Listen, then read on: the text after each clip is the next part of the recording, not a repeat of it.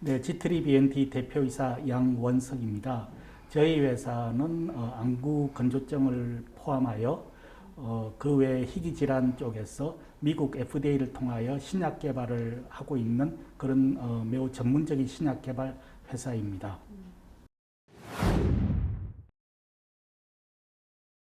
안구 건조증 치료제에 대한 FDA가 지금까지 승인하는 데 있어 가지고 가장 자기들이 중요시 여겼던 것이 사인이라는 그런 파라메타에서 유효성, 그 다음에 심텀이라는 파라메타에서 유효성을 그 사람들은 요구를 했는데 항상 그것이 1차 평가 변수를 가지고 약효를 그 성인 여부를 판단을 하였습니다. 지금까지 믿기 어려우시겠지만 FDA는 아직까지 안구 건조증에 대해서 가이드라인이 없었습니다. 공식적인 가이드라인이 없다 보니까 자기들이 자체 내의 상황에 맞추어서 성인 심사 가능한 그런 사인과 심텀을 가지고 1차 평가 변수에서 자기들이 심사하고 판단한 기준으로 승인을 해줬는데 그러한 자체 그 기준이 과연 안구 건조증이라는 그런 질환 특성에 아주 적합한 심사 기준인지에 대해서는 그동안에 상당히 그 적절성에 대해서는 논란은 여전히 있었습니다.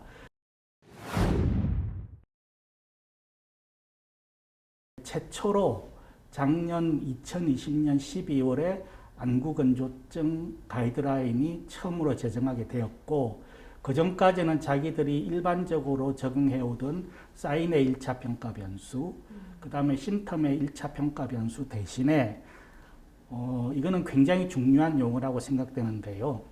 사전에 설정된 평가 지표라는 표현으로 대단히 의미 있는 그런 변경을 가이드라인에 포함을 시켰습니다. 따라서 안구 건조증 그 신약 제품의 승인 여부에 관련해서 그 원칙이 매우 그 명확해지고 또한 G3BNT에는 그 기회가 매우 커질 것으로 기대하고 있습니다.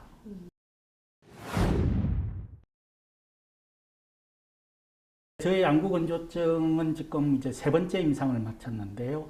이 어라이저 3 결과에서는 심텀의 1차 평가 변수였던 안구 불평감과 그리고 사인의 1차 평가 변수였던 하부 각막 염색 지수에서 비록 통계적인 유의차는 확인되지 못했으나 심텀의 경우에는 사전에 FDA와 합의된 그런 평가 지표 중에 하나인 눈의 끄끄러움, 영어로 이야기하면은 오큘라 그리티니스입니다. 1주 치료, 그 다음에 2주 치료 후, 그 장기 관찰, 이렇게 세 시점에서 모두 통계적 유의차를 확인할 수 있었습니다. 지난 18일 날 저희 회사가 언론을 통해 말씀드린 어라이저 3의 탑라인 결과라는 것은 1차 평가 변수에 대한 결과만 말씀드렸기 때문에 그때 말씀드린 데이터는 어라이저 3 전체의 그 임상 결과 데이터 대비해서는 제 생각에는 그 분량이 한 15% 정도밖에 안 되지 않나 생각이 들고요.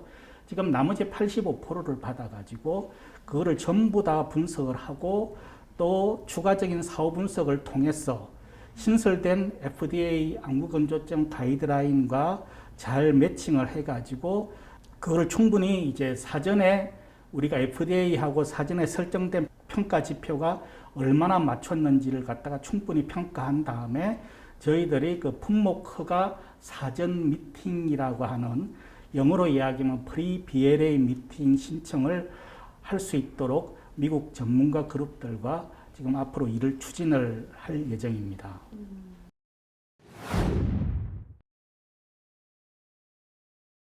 저희가 이러한 그 프리-BLA, 즉 품목 허가 신청 전 사전 미팅 가능성을 언급드리는 이유로서는 안구 건조증 최근에 허가받은 제품이라고는 2016년도에 자이드라가 유일합니다.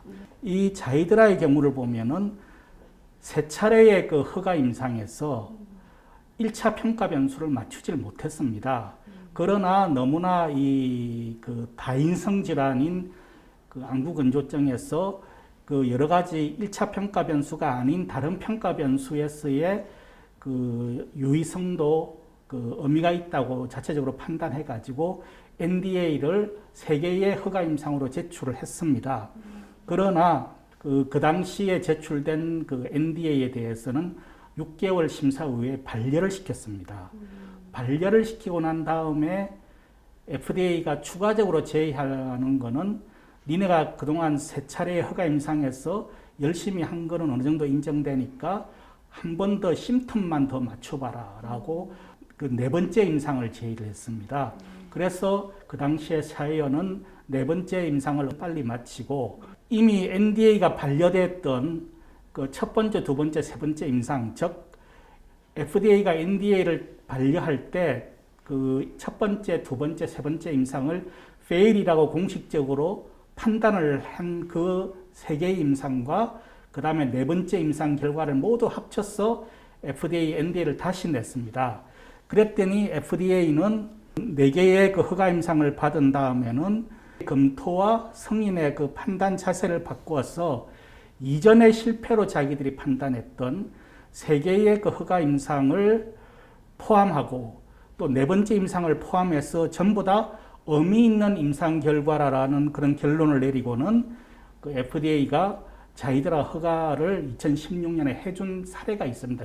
이번에 FDA의 그 안구건조증 가이드라인을 보면은 FDA가 자기들아 2016년도에 허가 사례를 해준 그 과정과 히스토리가 그대로 일치하는 내용들이 포함되어 있습니다. 그래서 우리가 자이드라의 케이스를 좋은 선례로 개발하려고 하고 있었지만 객관적인 근거가 없었는데 이번에 FDA의 가이드라인은 그러한 부분에서는 저희들은 큰 도움이 될 것으로 생각을 하고 있고 어라이즈 3의 최종 분석 결과가 나오는 대로 프리-BLA의 미팅 신청 가능성을 추진할 예정입니다. 저희가 2020년도 회계년도 말에 의하면은 저희가 보유하고 있는 자금이 한 300억 정도 있었습니다만도 최근에 약간의 그 상당 부분 그런 주가의 그런 그 하락으로 인하여 대부분의 저희들 개발 자금을 전환사채 투자해서 그런 개발 자금을 저희들이 쭉 조달해 오고 있었는데 일부 이제 그러니까 전환사채에서 조기 상환 요청이 들어와 가지고 그걸 상환을 저희들이 해준 그런 공시가 몇 번 나간 적이 있습니다.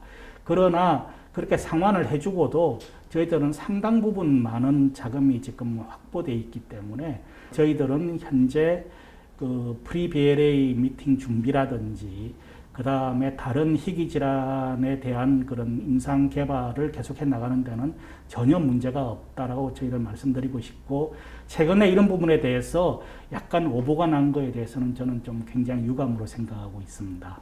또한 저는 뭐 제 지분을 제가 지금 최대 주주였는데 최근에 최대 주주의 변경이 있었습니다. 그러나 변경된 최대 주주 구조 내에서도 제가 실질적인 그런 최대 주주 그런 위치를 계속 유지하고 있기 때문에 그러한 책임과 그리고 회사에 대한 애착을 가지고 계속해서 앞으로 저희들은 안구건조증뿐만 아니라 다른 저희들 파이프라인도 그 미국 FDA 허가와 미국 시장 진출을 목표로 매진할 생각입니다.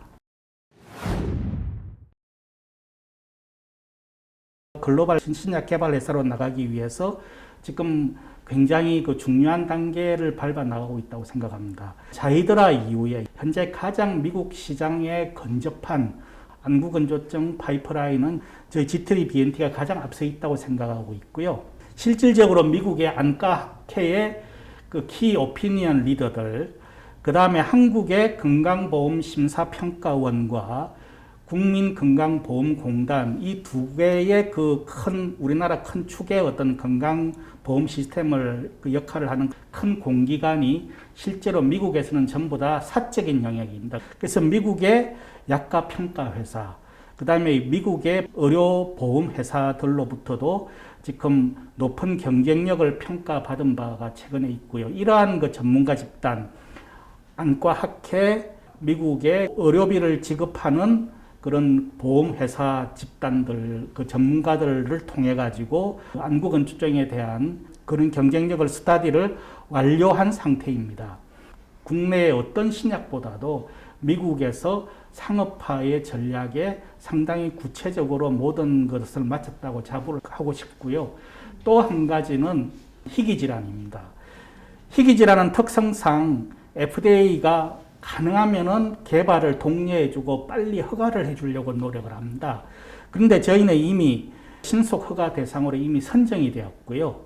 그러한 제도를 이용해서 임상이 끝나면 빠르게 승인을 받을 예정이고, 기업의 사회적인 측면에서 저희 그 희귀질환 파이프라인들은 아직까지 허가받은 치료제가 없는 그런 질환들이 있기 때문에 그런 희귀질환의 환자라든지 가족들에게 대해서도 희망을 드리고자 저희들은 굉장히 집중을 하고 있습니다. 마지막으로 최근에 이제 코로나 백신에 대해서는 아스트라제네카 백신뿐만 아니라 앞으로의 그 국내에 그 유통될 그런 그 코로나 백신 모든 제품들에 대해서 그 보관과 유통의 그 서비스를 하고 있고, 이러한 부분도 저희들 신약 개발과는 좀 거리가 있지만 저희 국민들의 안전한 그런 코로나 백신 공급을 위해서 한번 저희들이 최선을 다하고 자부를 느끼고 있습니다.